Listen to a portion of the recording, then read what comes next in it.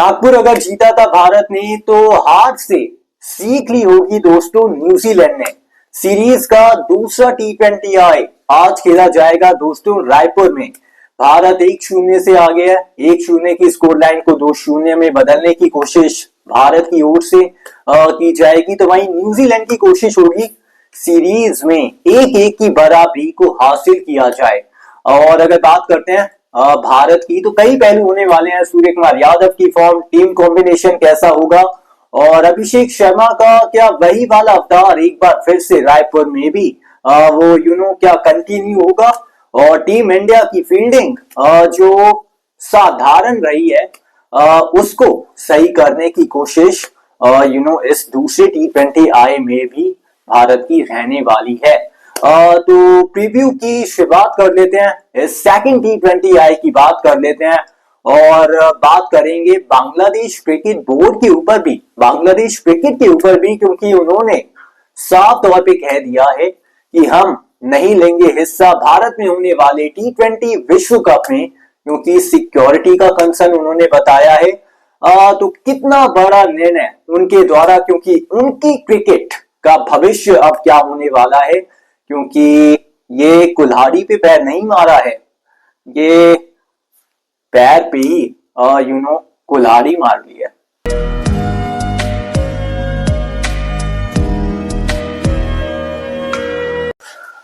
तो Rishabh cricket centre पे आप सभी का दोस्तों स्वागत है। और सबसे बड़ी न्यूज के साथ इस वीडियो की करते हैं शुरुआत की। ये जो बड़ी अपडेट निकल के सामने आई है कि बांग्लादेश ने ये जो कहा है कि ठीक है जी, अगर आप वेन्यू को चेंज नहीं करते हो तो हम भी नहीं आएंगे इंडिया टी20 वर्ल्ड कप खेलने। तो अब यहां से क्या भविष्य है बांग्लादेश क्रिकेट का, अगर इसकी बात करते हैं तो भाई भविष्य जो है ना वो खतरे में है। बांग्लादेश की क्रिकेट खतरे में है, क्योंकि ऐसा माना जा रहा है रिपोर्ट्स के मुताबिक कि जो बांग्लादेश के खिलाड़ी हैं वो बगावत कर सकते हैं, वो बांग्लादेश क्रिकेट को छोड़ सकते हैं। तो इससे क्या होगा, अगर ऐसा कुछ होता है उधर तो बांग्लादेश की क्रिकेट ऑब्वियसली आज खत्म हो जाएगी, बर्बाद हो जाएगी। क्योंकि अगर वो नहीं अब खेल रहे हैं टी20 वर्ल्ड कप तो उनका जो भविष्य है वो खतरे में है। क्योंकि आपने ये जो निर्णय लिया है मतलब वहां की जो सरकार के द्वारा ये जो निर्णय लिया है ये कतई सही निर्णय नहीं है उनके लिए। लेकिन हमें क्या है भाई, अगर आपका निर्णय है तो भाई आपको मुबारक हो आपका निर्णय, क्योंकि क्रिकेट तो यहां से अब आपकी भाई वो खत्म वैसे फिर अब हो ही जाएगी। क्योंकि अगर वर्ल्ड कप नहीं खेलोगे तो फिर रिवेन्यू कैसे आप कमाओगे, पैसे कहां से आएंगे। तो आईसीसी की नजरों में भी एक तो देखो खराब अपनी इमेज कर दी है, और बीसीसीआई की नजरों में भी अपनी इमेज को खराब किया है। ये विवाद देखो शुरू कैसे हुआ था। ये विवाद शुरू हुआ था मुस्तफिजुर रहमान को जब आईपीएल से बीसीसीआई ने हटाया था। और क्यों हटाया था, बांग्लादेश में जो हिंदुओं के साथ हो रहा था अत्याचार, वहां पे जो लगातार हिंदुओं की मतलब हत्या की जा रही थी, उसके बाद ये निर्णय लिया गया था कि मुस्तफिजुर रहमान जो कि एकमात्र इकलौते इस आईपीएल सीजन 19 में खेलने वाले बांग्लादेशी खिलाड़ी थे, उनको बाहर कर दिया गया था। उसके बाद क्या होता है, बांग्लादेश क्रिकेट बोर्ड अगले ही दिन ये कहता है कि जी हमें तो इंडिया नहीं जाना, सिक्योरिटी कंसर्न है, ये है वो है। तो फिर उसके बाद ये आईसीसी को लिख देते हैं लेटर कि जी हमें नहीं जाना इंडिया, वहां पे हमारे खिलाड़ियों की मतलब सिक्योरिटी मतलब अच्छी नहीं है, बड़ा कंसर्न है वहां पे मैचेस खेलने का, तो आप हमारे मैचेस को श्रीलंका में शिफ्ट कर दीजिए। तो लेटर लिखता है बांग्लादेश आईसीसी को। उसके बाद आईसीसी कहता है ठीक है हम वहां पे थोड़ा देखते हैं कि सिक्योरिटी का क्या मामला है। तो वहां पे आईसीसी देखता भी है कि अपनी टीम भी भेजता है, वहां पे निरीक्षण किया जाता है कि क्या खतरा है और क्या ये सब मामला है। तो मामले में रिजल्ट निकल के ये आता है कि कोई खतरा नहीं था, कोई डर नहीं था, कोई सिक्योरिटी का कंसर्न नहीं था। केवल ये एक मतलब इश्यू था कि मुस्तफिजुर रहमान को अगर आपने आईपीएल से हटाया तो हमारे देश के गौरव पे चोट पहुंची है, हमारे देश की गरिमा को चोट पहुंची है। तो ये जो इन्होंने अपने ऊपर लिया कि भाई ये ऐसा हो गया वैसा हो गया, मुस्तफिजुर को बाहर करके हमारा तो ये हुआ है वो हुआ है, उसके बाद ये जो हुआ है पूरा मामला कि आईसीसी ने कहा कि जी कुछ ऐसा नहीं है, आपको इंडिया ही जाना पड़ेगा और इंडिया में ही अपने मैचेस खेलने पड़ेंगे, कोई सिक्योरिटी का कंसर्न नहीं है। उसके बावजूद भी बांग्लादेश अड़ा रहता है, मतलब अड़ा रहता है कि जिद ऐसी है कि नहीं जाएंगे इंडिया, नहीं जाएंगे इंडिया।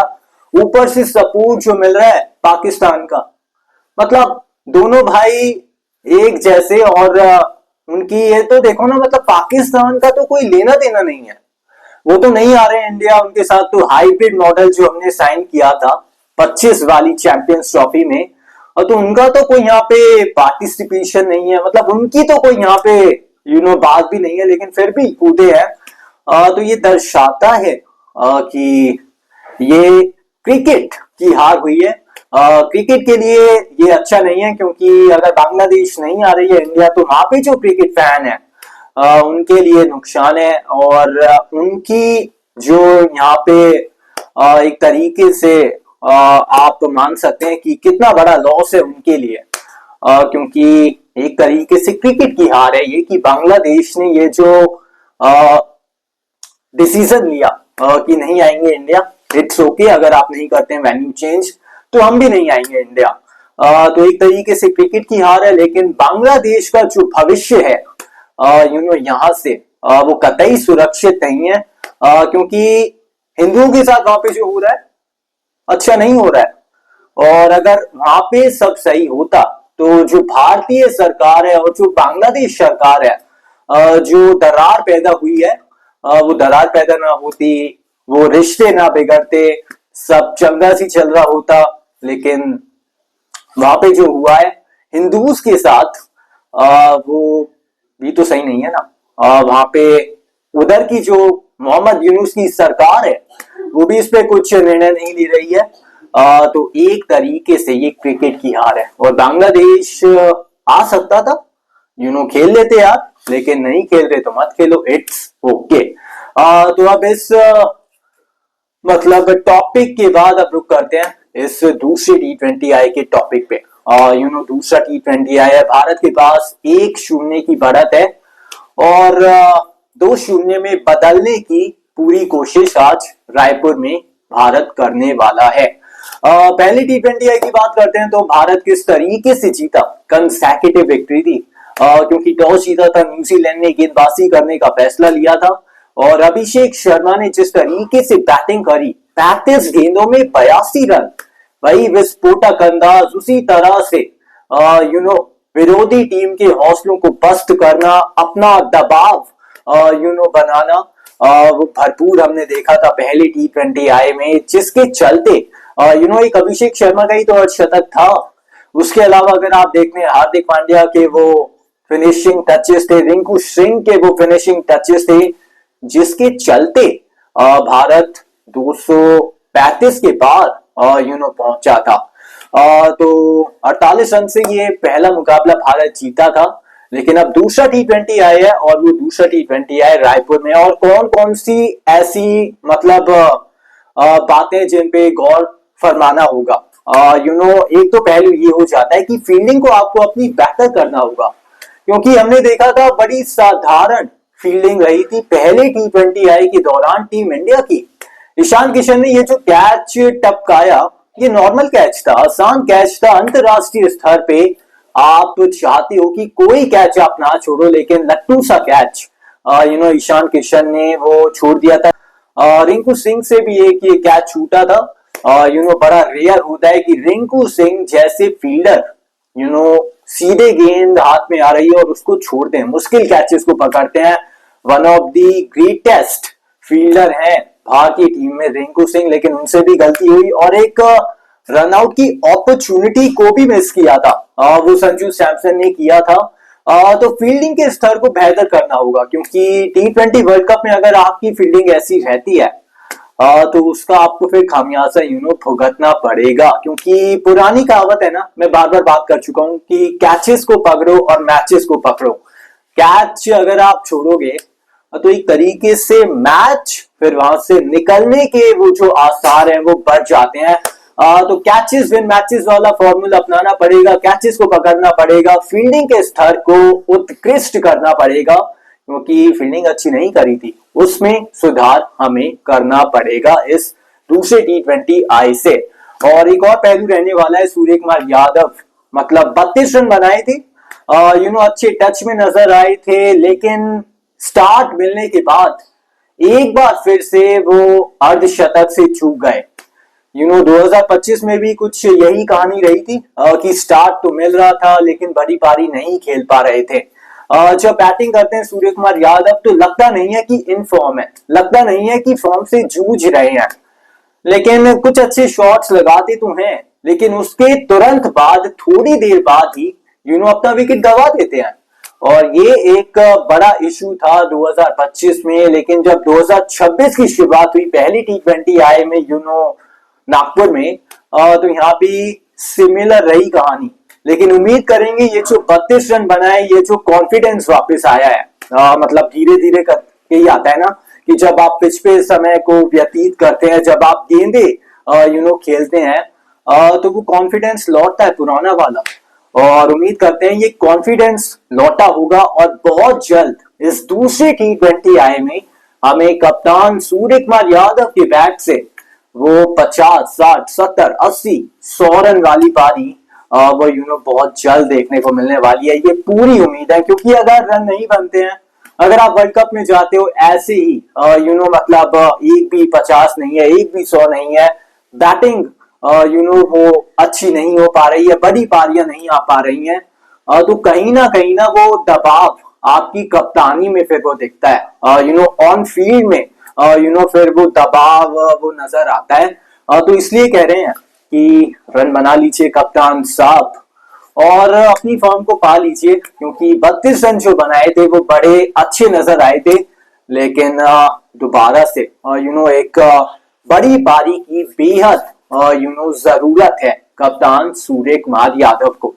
तो अब एक और पहलू का रुख कर लेते हैं। पहलू रहने वाला है कि टीम इंडिया का कॉम्बिनेशन क्या होगा। हमने पहले T20 में देखा कि हर्षदीप सिंह और जसप्रीत बुमराह दोनों एक साथ खेलते हुए नजर आए, और हम चाहते हैं कि हर्षदीप सिंह और जसप्रीत बुमराह दोनों एक साथ खेले भारतीय प्लेइंग 11 में। लेकिन ऐसा अक्सर नहीं होता है, कभी हर्षदीप ड्रॉप हो जाते हैं तो कभी जसप्रीत बुमराह तो खेलते ही हैं, अमूमन अर्शदीप ही ड्रॉप होते हैं। तो हम तो चाहते हैं कि ये दोनों खेलें, लेकिन कई बार आप अपना कॉम्बिनेशन चेंज करते हो और ड्रॉप करते हो अर्शदीप सिंह या फिर जसप्रीत बुमराह को। तो कॉम्बिनेशन कैसा होना चाहिए अगर आप ये पहले T20 की टीम इंडिया की देखते हैं प्लेइंग 11, तो इसमें अभिषेक शर्मा के साथ संजू सैमसन आपको ओपनर नजर आ रहे हैं। तीसरे नंबर पे ईशान किशन जो कि तिलक वर्मा की जगह खेल रहे हैं, रिप्लेस किया हुआ है तिलक की जगह। उसके बाद 4 पे सूर्य कुमार यादव है। उसके बाद अगर आप देखते हैं तो हार्दिक पांड्या, रिंकू सिंह द फिनिशर, शिवम दुबे आपको बीच में नजर आएंगे। अक्षर पटेल जो कि चोटिल हुए, पहले T20 के दौरान उंगली में चोट लगी, वो तेज तर्रार शॉट था डैरेन मिचेल का, उसको रोकने का प्रयास किया था। तो सवाल निशान रहेगा कि इस दूसरे T20 में वो खेलते हैं या फिर नहीं, क्या उनकी जगह प्लेइंग 11 में बदलाव किया जाता है या फिर नहीं, क्या कुलदीप यादव अंदर आएंगे, ये एक बड़ा क्वेश्चन होने वाला है। नहीं तो उसके अलावा तो अगर आप देखते हैं तो मेरे हिसाब से अगर अक्षर पटेल फिट एंड फाइन है, क्योंकि एक ही दिन का गैप था इस दूसरे T20 में, तो उन्हें खेलना चाहिए। और सिमिलर टीम जो इस पहले T20 में आप ये देख रहे हैं ना, ये होनी चाहिए दूसरे T20 में, क्योंकि कंसिस्टेंसी आपको बनानी पड़ेगी ना, लगातार आपको बदलाव वो अब नहीं करना है, क्योंकि 4 मैचेस ही बचते हैं इस दूसरे T20 को मिला के। और अगर आप लगातार बदलाव करोगे तो उस खिलाड़ी को वो फीलिंग कैसे आएगी, वो मैच वाली, कि हम चाहते हैं ना कि बड़े मैचेस से पहले वो मैच वाली फीलिंग ले ले कि यार जब ऐसी परिस्थिति अगर वर्ल्ड कप में आ जाए जो हम इस सीरीज में देखेंगे आगे चल के, तो फिर वो किस तरीके से प्रदर्शन करे। तो इसलिए लगातार बदलाव नहीं करना है और सेम टीम उतारनी है भारत को लगातार कंसिस्टेंसी के साथ इस पूरी सीरीज में। उसके अलावा अभिषेक शर्मा पे नजर रहने वाली है, संजू सैमसन पे नजर रहने वाली है, क्योंकि फ्लॉप हुए थे। स्टार्ट मिल गया था सैमसन को, लेकिन बड़ी पारी नहीं खेल पाए थे। और ईशान किशन के ऊपर भी नजर रहने वाली है कि वो किस तरीके का प्रदर्शन करते हैं इस दूसरे T20I में, क्योंकि उनका भी फेलियर आया था इस पहले T20I में। तो अभी के लिए फिलहाल इतना ही। उम्मीद करते हैं भारत 1-0 की स्कोरलाइन को 2-0 में तब्दील करेगा और जैसे नागपुर जीता था वैसे रायपुर में भी अपनी जीत को भारत अर्जित करेगा। वीडियो को आप लाइक कर दीजिएगा, चैनल को शेयर एंड आप सब्सक्राइब कर दीजिएगा। अभी के लिए फिलहाल इतना ही है। मुलाकात होती है दूसरे T20I के मैच रिव्यू के साथ। तब तक के लिए good bye and take care. I really hope कि आपको हमारी वीडियो पसंद आई होगी दोस्तों। Thank you for watching.